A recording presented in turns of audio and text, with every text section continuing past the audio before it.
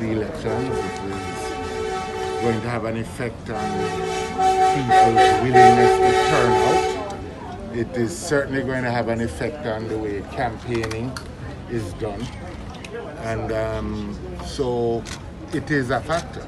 But there are other factors as well.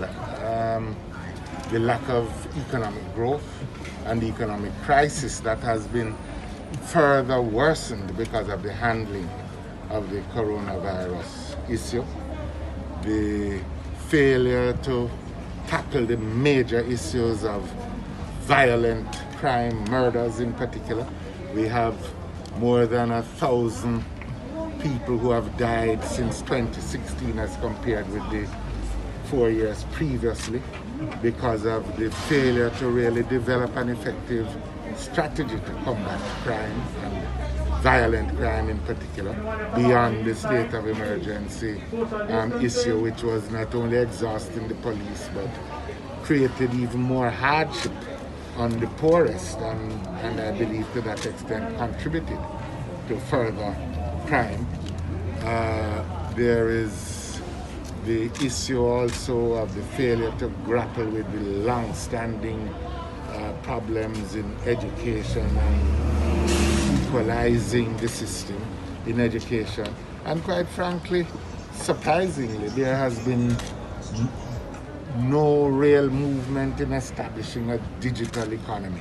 So many communities in rural Jamaica and indeed in urban Jamaica that don't have access to internet. And that is going to just make our recovery from the coronavirus crisis and pandemic more difficult. But people within your own party have said that Peter Phillips is out of touch, he's not well, the country needs energetic leadership. What do you say to them? Well, I am very, very healthy. I take no medication. I am fit and ready to go. Are you cancer Dr. Phillips, Dr. Phillips. Absolutely. Dr. Phillips. I am cancer free. So are you concerned about the latest polls that are showing the I think People's I National said to Party you, trailing? look, in the Caribbean, pollsters have got it dreadfully wrong in the last few months. In St. Kitts, in Guyana, in Grenada, in Trinidad and Tobago, and a host of places. The polls that count are the polls on elections. What would the PNP do I haven't heard the macroeconomic regarding policy the of the PNP COVID-19 as well. Can response, you tell me, sir? please? A Pardon? macroeconomic policy, if the PNP has one. I've heard bits and pieces of Well, first of all, we continue to maintain fiscal prudence, but at the same time, the major push has to be to develop new economies, to bring new sectors of the economy into the mainstream, particularly small and medium-sized businesses. That is the critical part if you're going to get this level of growth. We have to change the situation where the bulk of our producers, I'm not talking about big factories, I'm talking about the majority of the producers, many of whom are under a mango tree or on a back veranda somewhere producing some uniforms or hats or whatnot, that we have to bring them into the mainstream of the economy. The massive transfer of wealth potential that is going to result from land titling and the housing improvements that will unleash in the urban areas, the improved agricultural productivity that it will cause in the rural areas will also contribute to greater macroeconomic stability. 60% of our small farmers don't have title to the land that they farm. Is it the end of the political road for you if you lose the election? I am not contemplating loss. Have you tested for the coronavirus, or any member of your party tested for the coronavirus, sir? I have not tested and I don't know, I have no reason to test.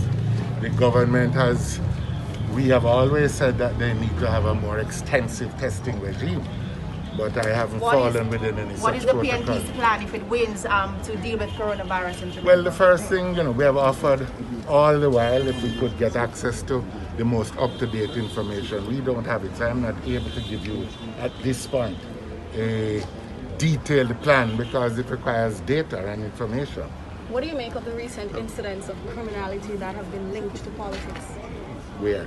In Southeast a member of the Clarendon, Jamaica Labour in Party East Central St. supported Catherine, the for killing example. in Southeast Clarendon. Clarendon. I don't know about. And there was And there was a an shop incident. that was burnt in Kruger Park. I don't know of that. I'd have to get the police reports to confirm that it had anything to do with politics. What has been your message to your candidates? Message to the candidates is observe the coronavirus protocols, be peaceful. Jamaica needs all its people to be healthy and safe and to go through this election able to exercise their choice freely and safely. But the negative effect, especially the economic effects, will be telling on people right now. It's back to school. People have lost their jobs. I'm, seeing things circulating on social media regarding, the tourism industry, that some sectors of the industry are benefiting while others can't because of the protocols. So it's a very difficult time for the country, and that's why the campaign is about recovery. Recovering stronger, building back better than before. But an important part of the campaign is unity, togetherness. If we are together, if we are unified, we will recover. With all crises, it shows up the weaknesses in society. And this is a society that is very uneven. It is very unequal. And people are very mistrusting of government, because whenever governments have to use extraordinary powers in the past, then not necessarily have been used in a just way. I think the break with that, however, is that this government has tried very hard to be fair in whatever we do, and to look at all sides and be balanced and be even. It's a electorate that can be random. I mean, they vote on all kinds of issues and all kinds of reasons. Logic doesn't always follow, so the campaign has to be on message, it has to be structured, and it can't be diverted into all kinds of areas. The opposition is going to try and paint a negative picture and to sell a glorious picture of themselves and to promise. And there are some who will buy into that. They're historically PNP supporters. They have grown up traditionally PNP, and that's what they know. But there is a middle Jamaica that is reasonable, that is balanced, that is thinking. And they weigh the balance of the two political parties. And I feel that we have done enough to show that even if we haven't been perfect, even if we haven't done everything, that we have done most things. Yeah, two quick questions. Scores of people are added to the list of COVID-19 cases. Has the government dropped the ball in terms of containing the virus? No. So if you look at the management of the pandemic, you would say that there are two phases, well, three. The first phase was to, as long as possible, prevent the virus from getting here. The virus started in January, or before that in December. It didn't get here until March. So if you were to grade the government, we did very well. The next phase was to contain it once it got here. We contained it, and we would say right now it is contained. The challenge, however, is that you will go into another phase of the pandemic, as you have seen all around the world. It is not going to be possible with this particular pandemic to contain it. Containing it comes with a challenge, and that is, to contain it, you have to stop movement, close your borders, and effectively cripple your economy. Can we do that forever? No, we can't. So we are transitioning from the containment phase into a phase of learning to live with COVID. So you have to go on with your life. You can't allow your institutions to collapse. You can't allow democracy to fail because of COVID. You can't allow security to fail because of COVID. You can't allow the economy to collapse because of COVID. Which is why we stress the infection control and prevention measures, wearing of masks, social distancing. This is something that you're going to hear for the next year. This is something we're going to have to integrate into our school's curriculum. You're going to have to see more ads within the campaign. It has to be a part of the campaign. Whether or not the PNP can manage that, my personal view, and I'm not being political, is that if you were to judge them on the management of chikungunya, on the management of all the other, I mean, I don't even want to bring up, the management of healthcare with, babies, forget that. But if you were to just look at the track record of the PNP in managing crisis, I worry. Because the truth is, were the PNP managing the country during COVID, it would be much worse. And nobody can question that. Their history and track record proves that. But as you talk about the transition, Prime Minister, many are questioning whether this is the right time for you to have called the election in light of the spike. We'll put it to you this way. No. So I looked at New Zealand's, and I looked very carefully at what she's doing. And I look at Jamaica. Two different countries. New Zealand has reserves. They can go into extended lockdown. That's their decision. Jamaica can't. Right now as we speak, there are people planning to demonstrate because we have taken a health decision regarding ensuring that the resilient corridor is maintained. Two different political considerations. So we have made a decision. We have to move ahead because remember now, and I sympathize with the people in the tourism industry, 40% of our foreign exchange comes from tourism. These are realities that we have to face. So I think we can move ahead safely. I think the strategies that we have put in place in terms of whenever we see an outbreak, jump on it right away. The public can never say we have hidden anything from them regarding this pandemic. Every issue we have put it out there. The public understands. So even during the pandemic, the situation regarding St. Thomas came up. You know, other governments may say, well, leave it, keep it quiet, it might affect the campaign. Yesterday I was on putting in measures to control. So the public can be assured that even in the campaign, if measures are necessary, I am prepared to take them. So, you know, even within my own party, people who have been exposed, you cannot. You have to quarantine. So we have been very strict in the management of the campaign, even in the pandemic. What would be the Any plans for continuity consideration to of testing government candidates? considering? Sorry, you don't mind me taking her question? Any consideration to testing candidates over the next 2 weeks? It is always under consideration. Well, put it this way. We encourage them to get tested. Once there is any hint of them being in proximity or contact, we ensure that they are tested. Right now, for candidates, I would encourage them to, if they feel ill, immediately get tested and, you know, quarantine. It's just the wise thing to do. Is the opposition leader's health an issue in this campaign? But I have not made it one. Will the JLP make it one? I represent the JLP. So, no, look, I don't do dirty politics.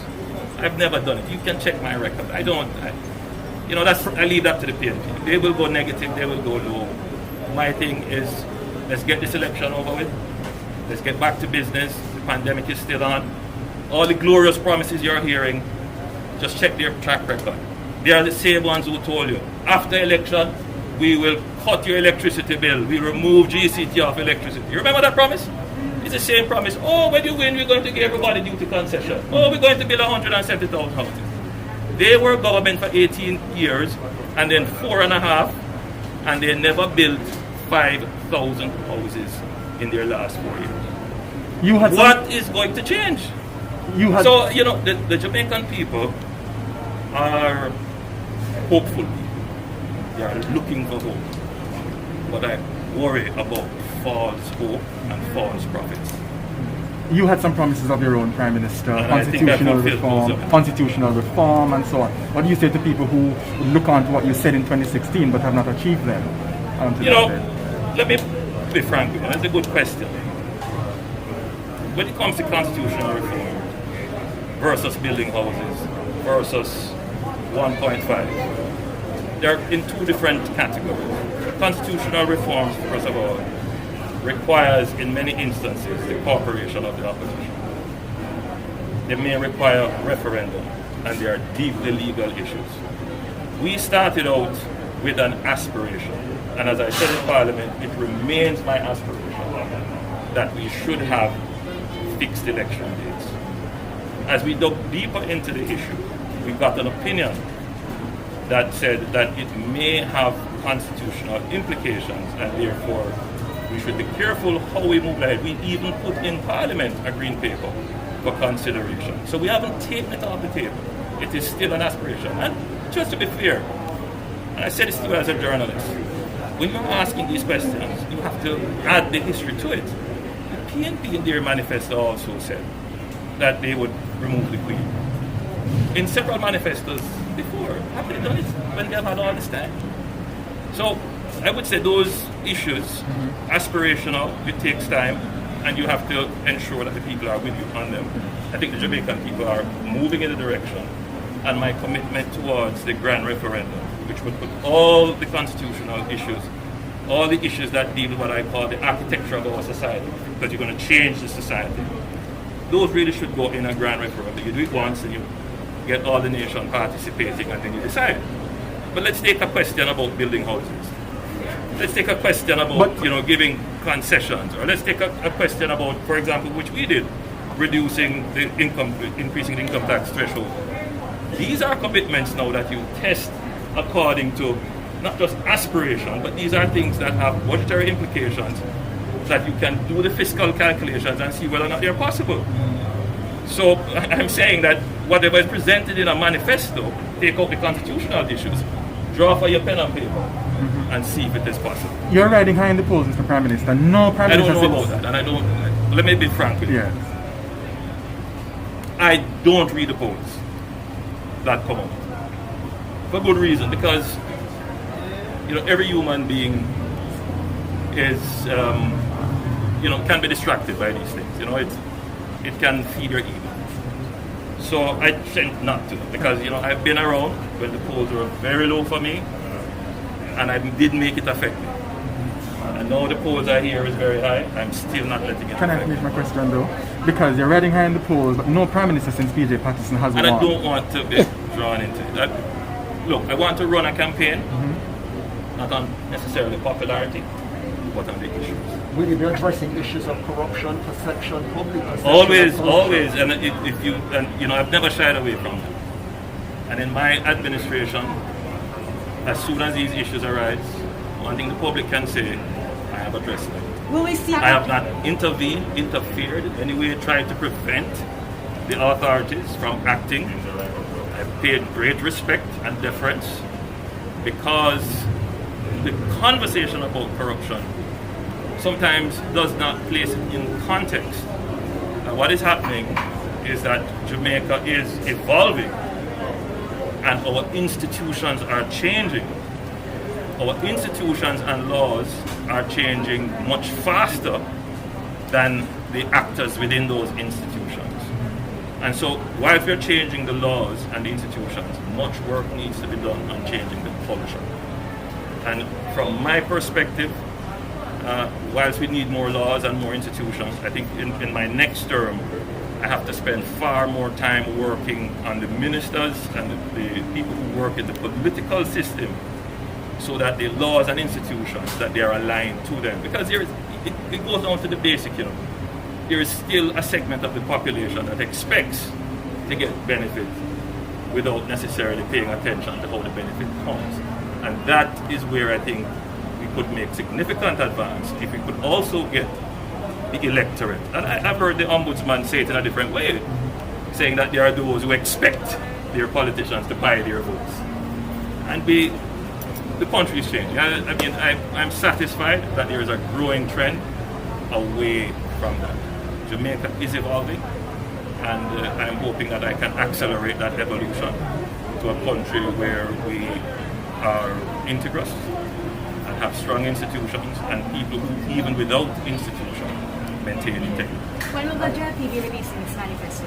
Very soon. In fact, I got a kind of preview of it today. They're doing their final touches to it. So. What is your latest briefing? What's the plan to address tensions, particularly in the seat where Colonel Charles Jr. is being represented in fact? Last night, very late, I got a text from Colonel Jr. about the murder of one of his workers. Colonel, being a lawyer, was very careful not to ascribe blame. But it was very clear that he was deeply himself, because someone who him personally deeply hurt. And that he holds the view that it is, there is some kind of political motivation behind it. What I would say to this is that I'm worried that there is a strategy by the opposition of confrontation. Can't put it any higher than that. When I was touring in Trelawney, right where I had my meeting, there was no reason for the PNP to mobilize their supporters with a sound system to try and compete with me in the square. When we reached the Clarkstown, the same thing. When we headed further into Trelawney, the same thing. When we were touring in West Central St. James, the same thing. In Central Kingston last night, the same thing. There seems to be a strategy of presence and confrontation. And I think that is the old style that we are evolving from. And I'm really, really hoping that this is not something that will be a feature of their campaign. With the dancehall beats you're using to sort of as a soundtrack for your campaign, are you actually reaching younger people who normally, generally, don't tend to it? So let me say that we spent a lot of effort on music, dancehall in particular. But to my surprise, we did not commission most of the tracks that are out there. People volunteered, people just put music out. And I'm happy for that, because there was a time when a dancehall artist or a reggae artist wouldn't even dare enter into the political arena. I remember one artist, I'd asked him to perform for me, and he did. And he said he was getting threats from the opposition. This is a sign of the evolution of the country. It should be that artists should be free to express their political opinions without fear. The music needs to do that, because it is the most powerful tool of communication we have. And it can be used for social commentary. It can be used to change people's outlook. So you're happy with the Mr. Universe? Well, look, I clearly am not Mr. Universe, right? I mean, you're a builder. I'm the builder, right? Maybe 10 years ago I would consider Mr. Universe. But look, it is, I consider it complimentary. But yeah, I like it. Prime Minister, one more question. Your response to the concerns raised by the Leeds Flat Forested and East Kirkland Heights residents in relation to they wrote to you. What's your response? Yeah, I read the letter, and I've passed it on to the relevant agencies to do their checks and investigations. Obviously, it's a matter that involves my wife, so I have to be very careful about it. It will be handled strictly by the rules, and it is also a legal matter. So what I would say has been very limited. Prime Minister, regarding Southeast St. Anne, we realize your previous candidate, Dr. Ransom, had it been a more high-profile candidate, would the JLP be willing to take the position that they took to remove him? Minister Montague is though in quarantine awaiting his test results. He did not himself nominate today, so that answers your question.